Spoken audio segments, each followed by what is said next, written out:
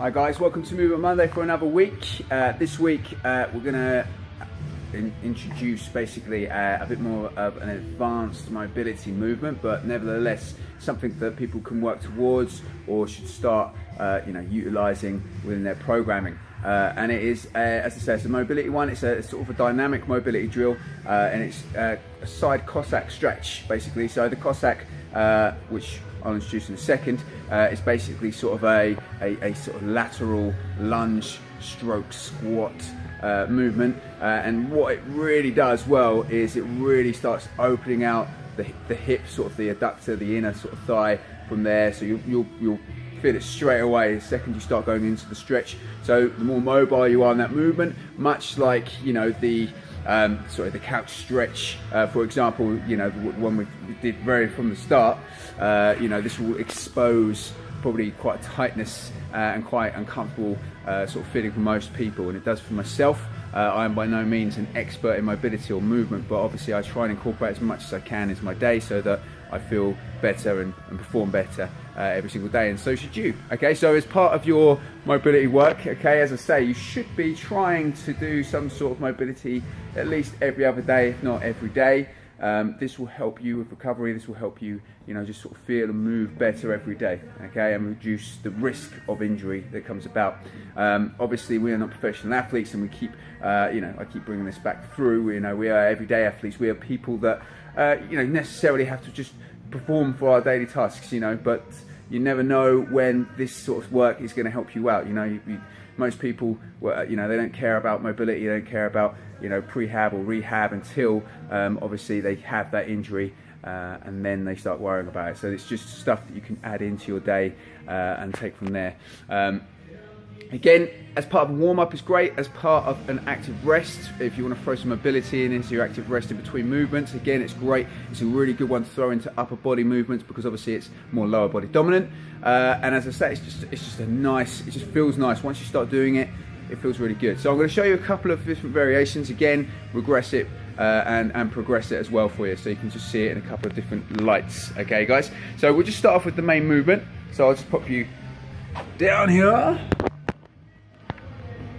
Okay, so the idea of the Cossack is obviously you're going laterally, okay, and basically, so what you want to do is go for a wide stance here. So the idea is you're coming down into it, okay, and you're going as deep down as you can. Now, automatically, even from this position, I can start feeling a bit of tightness, the hamstring and the inner thigh starts kicking in, okay. So it might be that you just start off just going side to side like so. That could be enough just to get that stretch and to get, the mobility within those hips, okay.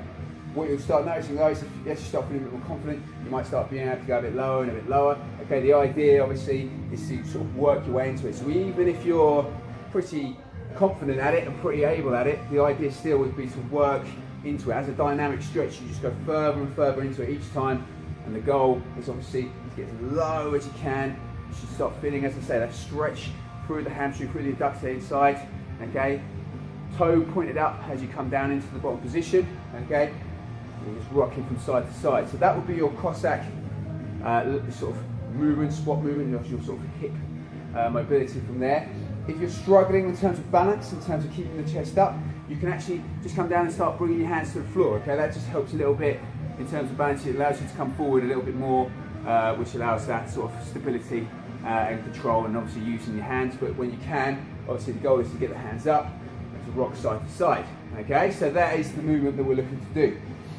How we can regress it and how we can progress it, pretty simple really. So in terms of a regression, you want to be looking at utilizing some form of stabilization. So rings are perfect, or a TRX if you've got a TRX or any sort of stabilization, or in fact just any post. So I'll show you a couple of different variants from there, but very quickly, if I was to do it with a set of rings, all that would change really is I have to do it sideways now, guys, but you get the ring obviously to give you that stableness from there, and then basically again go wide stance and then just start rocking side to side and just use the ring, lean back into it so that you give yourself that bit of support, okay? So utilizing the ring or TRX strap will help you from there.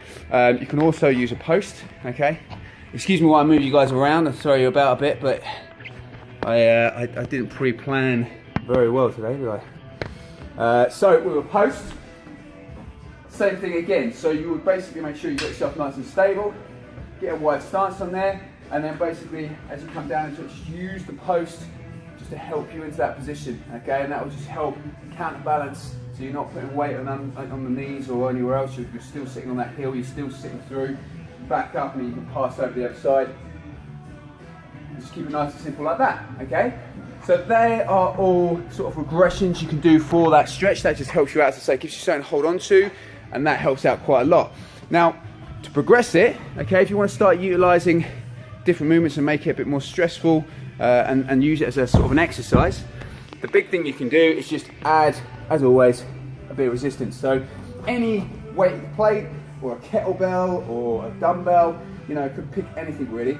And all I would do to that is then just adding a movement for the upper body, for example, to help stress a little further down to the lower body. So you can go different directions. So I'd go my wide stance, so grab a plate, okay, and a good one is then to press outwards as you go down into the squat. Okay, this is then going to start testing your core stability and your core strength.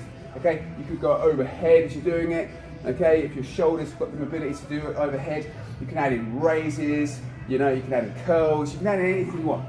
You've got kind of general idea is the mobility is being done in the lower half, and you're bringing a bit of extra resistance in there and bringing a bit of extra movement to make it more difficult, thus progressing the movement. Okay guys, so regressions and progressions from there, okay, just to help you out and to give you some other things that you can start doing in there. And as I say, if you just want to have it as an actual exercise, you know, adding that resistance in there can help quite a lot.